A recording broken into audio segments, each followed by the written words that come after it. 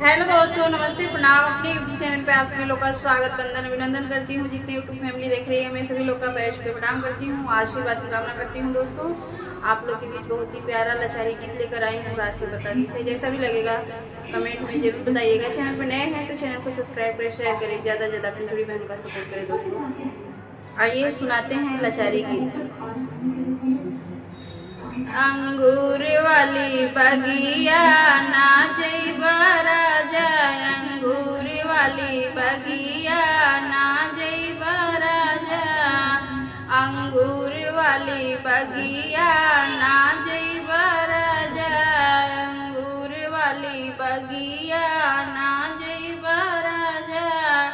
वही बगिया में ससुर जी का रहना, वही बगिया में ससुर जी का रहना। मैं बार बार घुंघूटा ना कढ़वा राजा, मैं बार बार घुंघूटा ना कढ़वा राजा। अंगूर वाली बगिया ना जइबा राजा, अंगूर वाली बगिया ना जइबा राजा। वही बगिया में भसुर जी का रहना, वही बगिया में भसुर जी का रहना। मैं बार बार एड़िया ना ढकबा राजा, मैं बार बार एड़िया ना ढकबा राजा। अंगूर वाली बगिया ना जइबा राजा, अंगूर वाली बगिया ना जइबा राजा, अंगूर वाली बगिया ना जइबा राजा।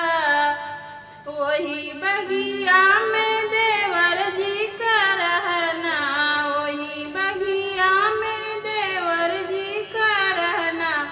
मैं बार बार मुहावा ना लगबा राजा, मैं बार बार मुहावा ना लगबा राजा।